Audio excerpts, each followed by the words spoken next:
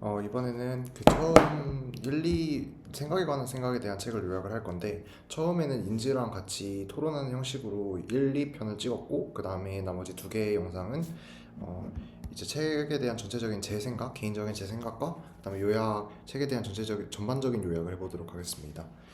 어, 처음에 이게 책이 사피엔스랑 호모 사피엔스랑은 다르게 굉장히 되게 내용이 많고 압축적이고 그 다음에 호모사피엔스 같은 경우는 책 작가의 주장이 명확해가지고 전체적인 그런 흐름을 찾기가 쉬웠고 또 사피엔스 같은 경우도 약간 호모사피엔스보다는 덜하지만 약간 전체적인 흐름이 있어가지고 그거를 따라가기가 쉬웠다면은 생각에 관한 생각은 약간 심리 교과서처럼 느껴질 정도로 각각의 내용들이 다 하나하나가 다 따로따로 있어가지고 굉장히 읽는데 오히려 더 힘들었던 것 같습니다. 그래서 그만큼 책을 요약할 때도 되게 시간이 많이 걸릴 것 같은데 그래서 이번에는 책을 각 페이지를 요약하기보다 각 페이지별로 제가 뭔가 생각을 한 거나 아니면 제 개인적인 뭔가 책을 읽으면서 든 생각들을 좀 더 깊게 생각을 해보고 그 다음에 거기서 어떻게 발전을 시킬 수 있는지 그런 것들을 얘기를 해보도록 하겠습니다.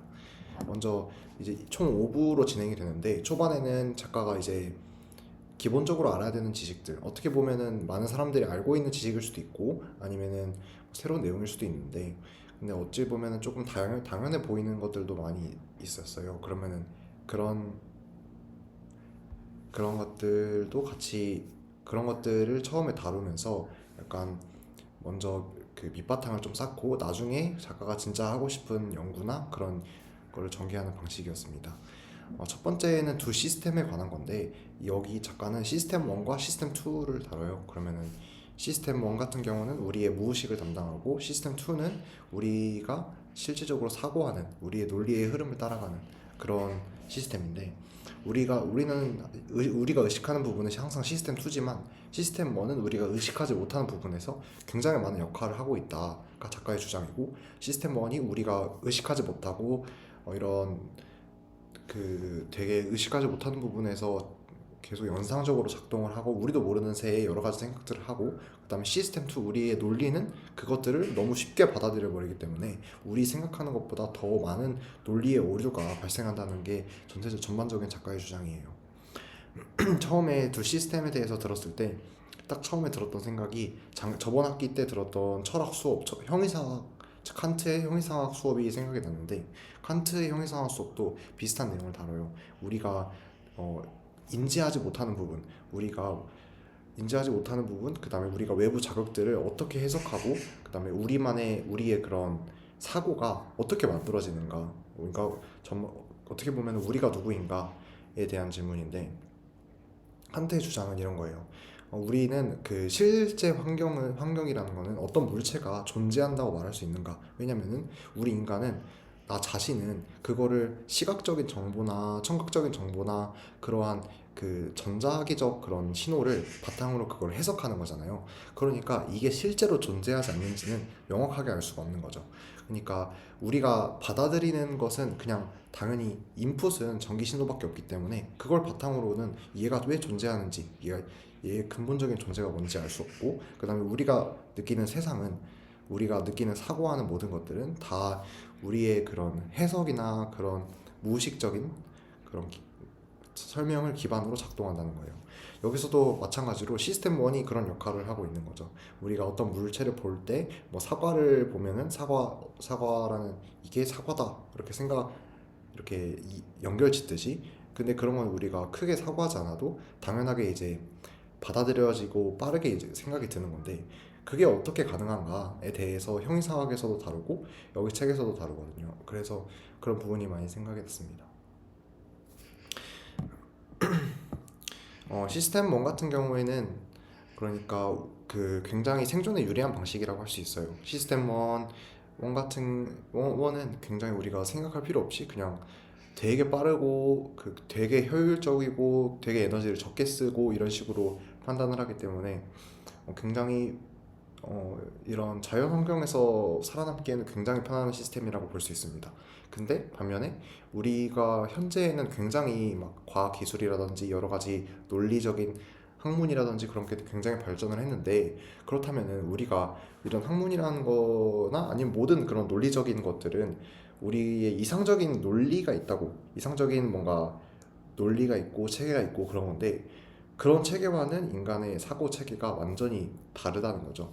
그러니까 우리가 무의식적으로 당연히 우리의 판단은 항상 논리적으로 어, 정확하다고 막 스스로 믿고 있지만, 사실은 우리 인간의 논리 체계는 그냥 자연에서 살아남기 위해서, 자연에서 효율적으로 판단을 하고 생존 확률을 높이기 위해서 진화한 것일 뿐, 전혀 우리가 이상적인 논리를 따라갈 이유가 없죠. 그런 것처럼 우리가 흔히 착각을 하는 부분이 있다 라는 겁니다. 그래서 이거에 관해서 우리가 정신적인 에너지를 절약하기 위해서 진화했기 때문에 시스템 2는 정신적인 에너지를 굉장히 많이 쓰고, 그다음에 그런 게 한정적이기 때문에 시스템 2는 굉장히 게으르고, 시스템 1의 내린 판단을 그대로 수용하려는 특징이 있다고 말을 합니다. 그래서 그렇다면 우리가 왜 어떻게 하면은 정신적인 에너지를 어떻게 잘 분배를 하고 효율적으로 쓸지가 문제가 되겠죠. 우리가 그 현명한 판단을 하려면 정신적인 에너지가 한정되어 있다고 가정을 할 때, 굉장히 필요한 부분에 정신적인 에너지를 집중을 할 줄 알아야 됩니다. 그래서 우리가 어떤 판단을 해야 할 때, 우리가 의식적으로 그 시스템 2를 활성화시켜가지고 그 판단에 개입을 시켜야 된다고 합니다. 무조건적인 직관을 따르는 게 아니라 우리가 스스로 오류가 생길 확률이 굉장히 높다는 걸 스스로 인지하는 게 중요하다는 거죠. 그 다음에 읽다 보면서 그 호모사피엔스나 사피엔스 책 둘 다 그 인간이 왜 타 종들과 다를까, 왜 다른 동물들과 다를까에 대해서 다루잖아요. 근데 그렇다면은 왜 다른 동물들은 내가 보기에는 시스템 2가 많이 활성화되어 있지 않은 것처럼 보일까? 그것도 하나의 인간의 특성이 될까? 라는 질문도 했습니다. 시스템 2나 시스템 1이 뭐 실제로 존재하거나 그런 건 아니어도, 다른 동물들을 보면 되게 본능적으로 행동하고 뭔가 논리 체계가라는 게 있을까라는 질문을 했습니다. 인간같이 뭔가 논리 체계나 그런 무의식적인 그 논리 체계가 있지 않다면, 그러면은 다른 동물들은 그냥 무의식적으로 그런 사고를 크게 거치지 않고 하는 게 아닐까? 그리고 그다음에 우리의 시간 개념 같은 경우는, 우리 사고가 있어야 시간 개념도 있고 우리의 의식이 있어야 되는데, 만약에 다른 동물들이 그냥 무의식적인 시스템 1을 계속 따른다면은 다른 동물이 우리와 비슷한 인지 체계를 가진 것이 아니라 완전 시간에 대한 개념도 다르고, 어찌 보면 완전히 다른 그 생물이나 인지 체계일 수 있다라는 생각도 있습니다. 우리가 막 그 시아피엔스에서도 인지혁명이라고 해서 어떤 상상력을 믿는 그런 뇌 구조가 먼저 바뀌고 사고 방식이 완전히 바뀌었다 이렇게 주장을 하는데, 그런 것처럼 우리는 이제 다른 동물이나 다른 인간을 볼 때 다른 인간이나 동물도 우리와 같은 체계의 인지 체계를 가지고 있다고 무의식적으로 생각을 한다고 하는데, 근데 어떻게 보면은 그런 인지혁명도 그렇고, 우리는 그냥 별다른 그런 그 논리 없이 그냥 당연하다고 믿어왔던 막 다른 동물이 우리와 비슷한 인지 체계를 가지고 있다라는 그런 것들이 어찌 보면 틀릴 수도 있다. 다른 동물은 그냥 무의식적인 본능에 따라서 행동하는 것일 수도 있다라고도 생각을 했습니다.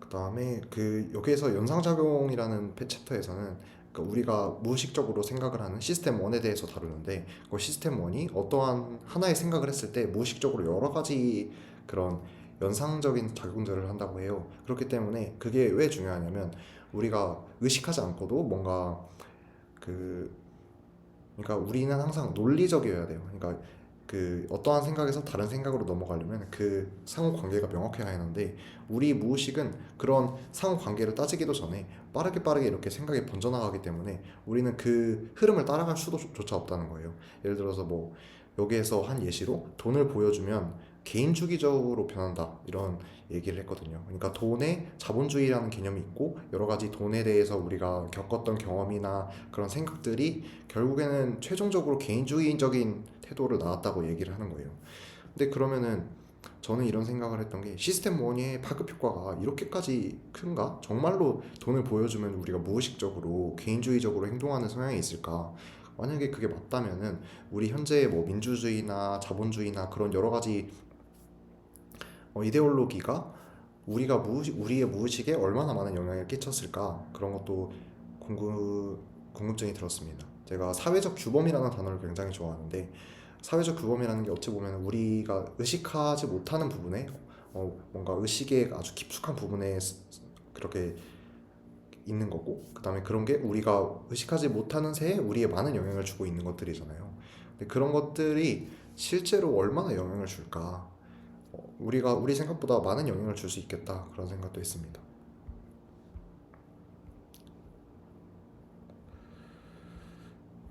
굉장히 내용이 많아가지고 그냥 그 이야기를 이렇게 하다 보면 시간이 굉장히 빨리 가고 그다음에 각각 챕터에서 다루는 내용들이 어찌 보면 하나 막 각각 챕터를 막 영상으로 만들 수 있을 정도로 굉장히 막 내용이 딥하고 막 실험들 같은 것도 굉장히 재밌었고 한 책이었습니다.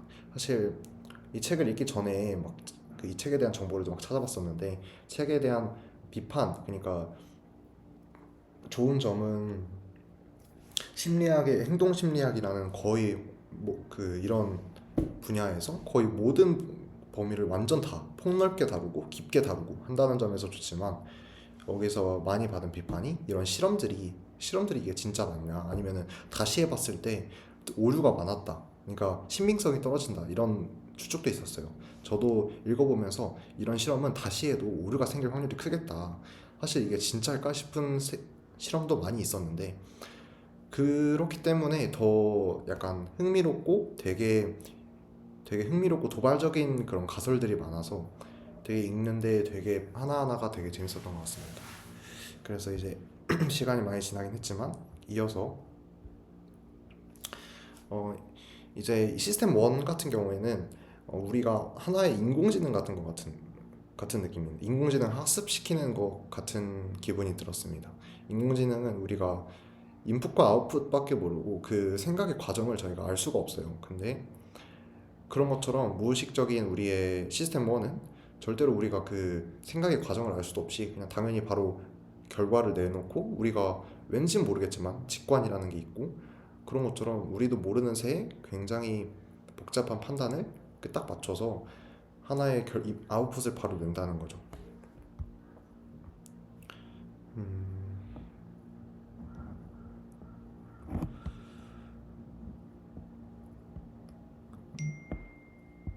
그 다음에 이제 인지적 편안함과 인지적 압박감에 대한 얘기를 하면서 어, 진짜로 이게 사실일까라는 생각도 했습니다.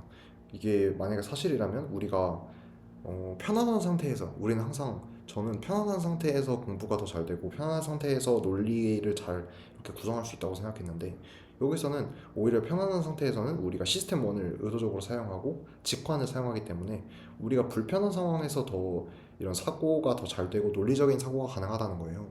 그렇다면은 우리가 근데 이런 거는 사실 되게 일반적으로 다들 동의를 하는 부분일 텐데 그냥 편안한 상태에서 능률이 오른다라는 주장을 다들 그냥 믿는다고 생각했는데 이거는 완전히 반대되는 주장인 거잖아요. 그러니까 우리가 압박감을 받고 고통을 받고 있어야 우리가 시스템 2가 의도적으로 활성화되면서 오히려 그 논리의 흐름을 잘 따라갈 수 있다. 논리적으로 생각한다라는 게 그러면은 약간 제가 그냥 알고 있었던 지식과는 완전히 반대되는 거라서 진짜로 그게 맞을까라는 생각을 했습니다. 음,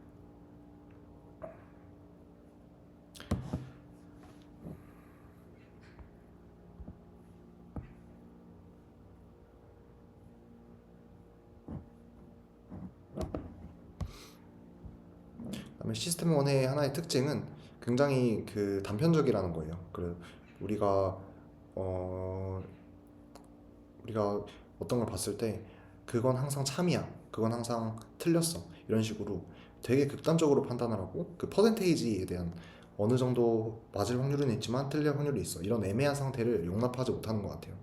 제가 생각하기에는 아마 머릿속에 저장 공간이 부족해서 그러지 않았을까 그리고 그런 그 처리의 효율성을 위해서 그러지 않았을까라는 생각을 했습니다. 어, 우리가 극단적으로 만약에 긍정과 부정 이런 식으로 판단을 하게 되면은 굉장히 판단이 빠르고 그다음에 그냥 부정적인 거는 생각을 아예 안 하면 되고 긍정적인 것만 따르면 되고 그렇지만 만약에 애매한 상태가 있으면은 어디서부터 분리를 해야 될지, 어디서부터 그런 걸지 잘 판단을 못 하잖아요.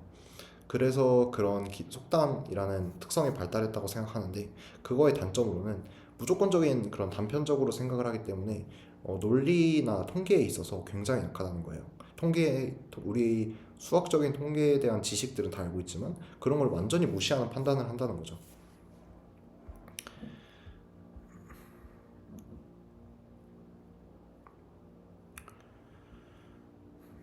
이제 2부로 넘어가서 한번 보자면, 2부에서는 우리가 1부에서 다뤘던 두 시스템을 바탕으로 이제 인간이 어떠한 막 오류를 범하는지, 어떠한 오류를 자주 범하는지에 대해서 얘기를 합니다. 이제 어림짐작과 편향이라는 것을 다루는데, 어림짐작은 우리가 그 휴리스틱이라고 굉장히 쉬운 문제로 그 어려운 문제를 대체해서 생각을 한다는 거예요. 어려운 문제가 있었을 때 우리 뇌는 어려운 문제를 다 처리하기가, 이런 거를 하나하나 고민하기가 힘들기 때문에 그냥 무의식적으로 다 그것보다 쉬운 문제, 좀 더 우리가 풀어봤던 문제로 바꿔버리면서 우리의 그런 뇌에 이제 막 생각할 에너지를 아낀다는 거죠. 우리가 막 하나의 예시로 뭐 3차원에 대한 예시도 들어요. 우리가 어떠한 문제를 풀어봤을 때 그런 풀어봤던 문제로 대체하려는 성향이 있다고 말했잖아요. 그러면 3차원 문제 같은 경우, 예를 들어서 종이에 우리가 3차원 그림을 적힌 거는 사실은 당연히 3차원이 아니죠. 근데 우리가 여러 번 영상이라든지 매체라든지 그런 사진이라든지 그런 걸로 3차원, 2차원 형태의 3차원인 그림이 적혀 있을 수 있다라는 거를 계속 봤고 처리하는 방법을 알기 때문에 우리가 그냥 네모 상자를 3차원으로만 그려줘도 그거를 3차원이구나 이렇게 인식을 한다는 겁니다. 사실 그것도 사실 두 가지 가능성이 있죠. 그러니까 우리가 그런 식으로 여러 번 어렸을 때부터 학습을 해가지고 그 유형을 학습했기 때문에 3차원으로 인식한다는 설과, 아니면은 우리의 인지 체계 자체가, 우리는 그냥 당연히 그림을 보면 3차원으로 인식을 하고 당연히 우리는 3차원 세계에 살고 있기 때문에 그런 게 아닐까? 라는 생각도 했습니다. 만약에 우리가 당연히 뭐 본능적인 그런 인식 체계 때문에 3차원으로 인식하는 거라면 그거는 휴리스틱 문제는 아닌 거죠. 사실 그냥 인간의 본능이고 그냥 어느 동물 그냥 뭐 당연한 거라고 이렇게 생각할 수도 있는데, 작가는 그걸 하나의 예시로 보여줬습니다. 그 다음에 우리가 확률에 대해서 다시 얘기를 하는데, 우리가 확률에 대해 약하다고 했잖아요, 극단적으로. 그래서 그거와 반면에서 그 뭔가에 대한 판단은 항상 극단적으로 속단을 하게 마련인데, 우리의 감정 같은, 그래서 그 작가는 우리가 감정에 굉장히 많이 의존한다고 생각을 해요. 우리가 사물에 뭔가 놀라는 정도, 어떤 뉴스를 봤을 때 그거를 기억이 나는 정도, 놀라는 정도로 판단을 한다는 거예요. 그 중요성을. 그렇게 그러면 어떤 문제가 생기냐? 우리가 뭐 그 죽은 사람, 사망 소식을 들었을 때 그 죽은 사람 수에 대해서 수를 바탕으로 판단을 해야 맞는 건데, 중요도를. 근데 그 죽은 사람 수 말고 그냥 그 어떻게 죽었냐, 어떻게 죽어서 얼만큼 놀랐냐에 집중을 한다는 거죠. 그렇게 되면 굉장히 많은 오류가 발생을 하겠죠.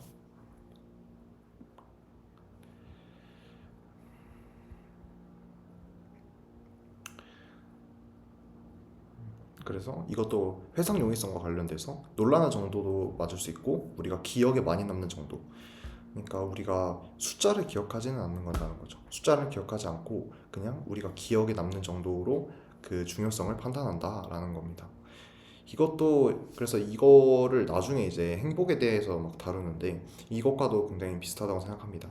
우리가 과거의 행복을 판단할 때 그걸 기억에 의존해서 원래 전반적인 행복의 합을 합치는 게 아니라 그냥 기억에 남는 순간들, 회상이 용이한 여러 가지 사건, 그냥 몇몇 사건들만 뽑아서 그걸 바탕으로 그냥 판단을 빠르게 해버린다는 거죠. 그래서 작가는 그냥 이런 질문을 나중에 던지는 거죠. 이제 우리가 기억에 남는 행복을 찾을 것인가, 아니면은 행복의 총량을 늘릴 것인가 라는 거죠.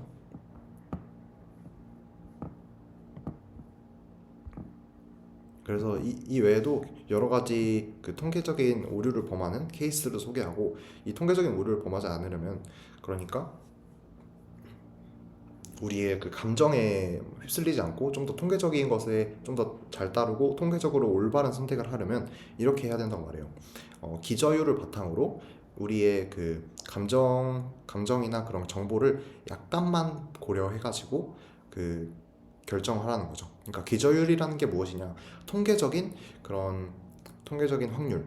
예를 들어서 여기서 학과 맞추기 문제가 나오는데, 우리가 학과 다니는 수가 사실 되게 고르지 않고 특정한 학과에만 사람이 많고 특정한 학과에는 막 소수과인 경우가 많잖아요. 그러면은 그러한 그 학과 비율에 일단은 집중을 하자는 거죠. 일단 그 비율에 기준치를 두고, 그 다음에 그 학생에 대한 평가, 그 학생이 어떤 것 같은지, 이 특정 학과에 다닐 확률이 높은지 낮은지 이런 거를 고려를 해서 기저율을 바탕으로 조금씩 수정을 해 나가면서 판단을 해라. 그게 통계적으로 확률이 높다 이렇게 말합니다. 그리고 직관을 기르려면은 우리가 직관을 함부로 남용하지 말고 직관의 그 확률을 높이기 위해서, 그러니까 올바른 틀린 직관 말고 올바른 직관을 만들기 위해서는 충분히 문제가 규칙적이라는 걸 알아야 돼요. 그러니까 우리가 문제가 확률에 의존하지 않고 충분히 우리가 학습할 수 있는 수준의 규칙성이 있다라는 걸 판단한 후에, 그 다음에 충분히 많은 우리가 학습을 하고 나서 직관을 사용해라 라고 합니다. 그래서 우리가 직관을 남용하지 않도록 주의를 하라고 얘기를 합니다.